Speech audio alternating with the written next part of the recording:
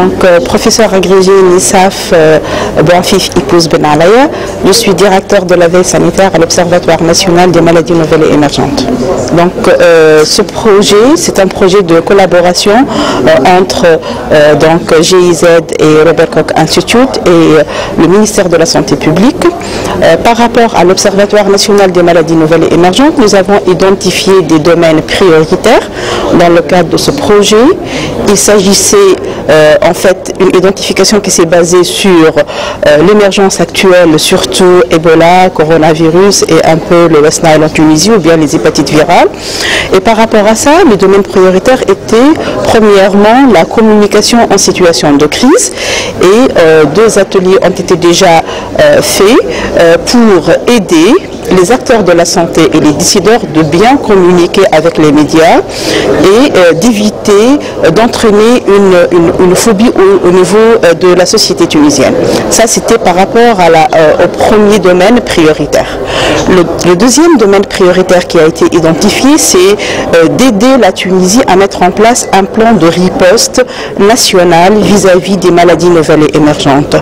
Et ça, c'est pour faire face à l'émergence de certains problèmes, comme ça a été discuté tout à l'heure, comme l'Ebola, Corona ou tout autre problème qui pourrait menacer la Tunisie.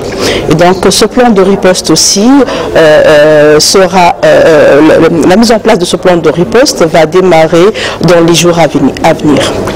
L'autre domaine prioritaire, c'était de renforcer les capacités du pays à identifier des maladies nouvelles et émergentes, et ça, c'est renforcer la surveillance épidémiologique en Tunisie. Et comme domaine prioritaire, on avait identifié mettre en place des réseaux de surveillance basés sur les laboratoires et aussi basés sur les médecins de libre pratique, parce qu'en fait, le secteur public, il participe un peu à la surveillance épidémiologique en donnant des données sur les maladies qui apparaissent, qui circulent en Tunisie. Par contre, par rapport au secteur privé, il n'est pas tellement impliqué dans cette surveillance. Et donc, parmi les domaines prioritaires, c'est comment mettre en place un système basé sur les médecins de libre pratique. Autre chose, c'est que nous voulons capter, entre parenthèses, tout événement inhabituel qui pourrait constituer une menace pour la Tunisie.